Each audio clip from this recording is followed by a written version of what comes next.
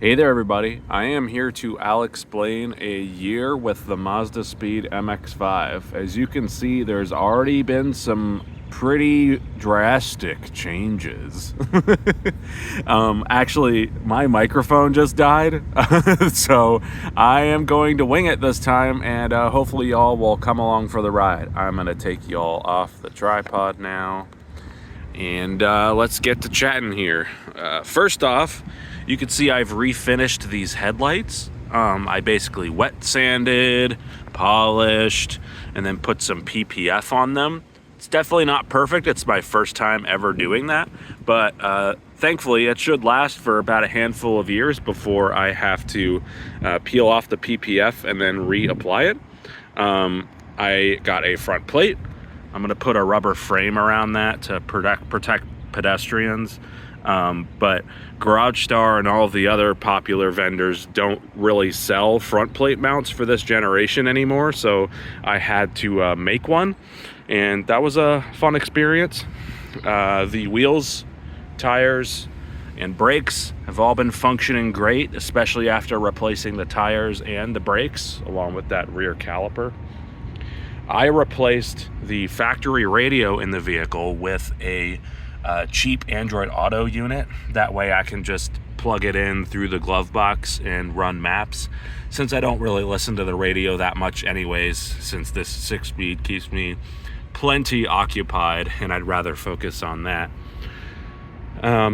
There's a boost gauge, as you can see here on the driver's side of the vehicle.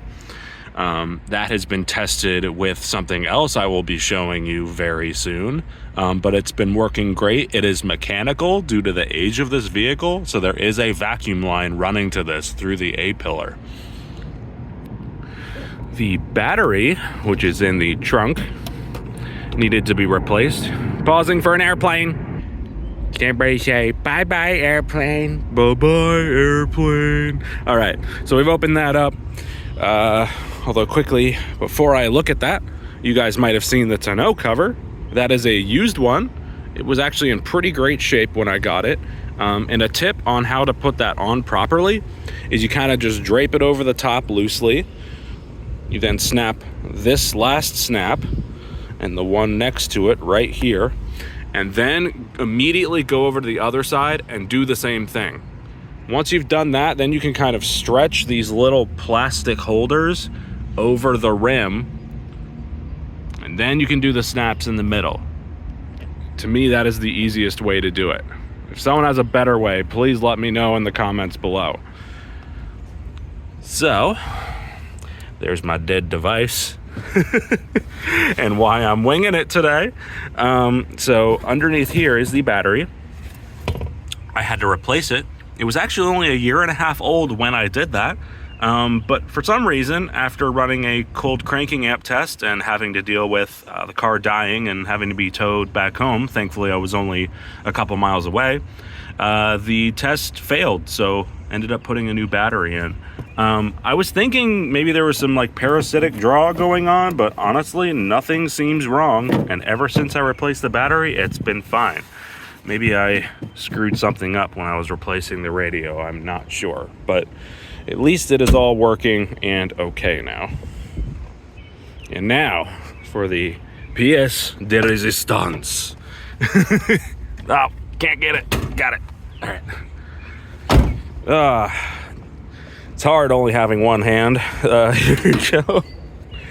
Ugh. Oh, my head. Grab this guy. Ugh. Put it up here. Got him. So I haven't touched the valve cover yet.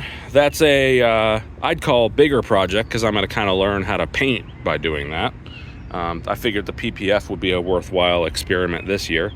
But as you can see, I have a flying Miata intake system. The factory one, specifically at this 90-degree elbow, is made of rubber from the factory. Pausing for a car. Can everyone say bye-bye car? Bye-bye car. All right, anyway, so this 90-degree elbow is rubber from the factory, and it has a tendency to inflate and, you know, get stretched with age and start blowing off of the throttle body under acceleration. Well, mine was doing that pretty badly. So after a few tests and the stronger hose clamp and all that I mentioned in the last video, it kept on doing it. So I was like, fine. It was like $500 to replace this rubber pipe with another rubber one. So I was like, probably not.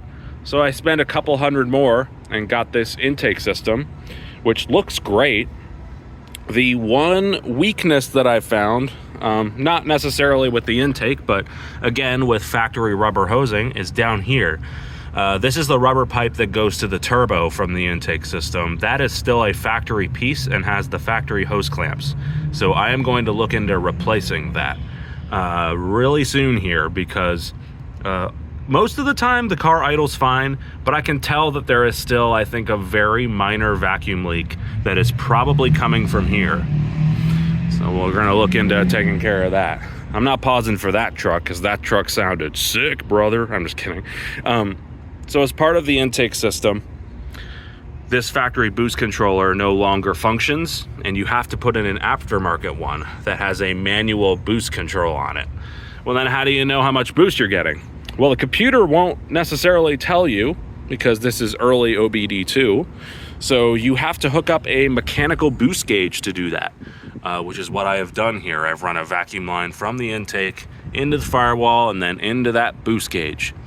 And that has allowed for me to monitor and dial in the boost basically to factory, which is around, I believe, 8 PSI from that little turbo down there.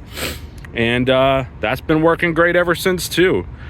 As you can see, especially in direct sun, the radiator is on its way out.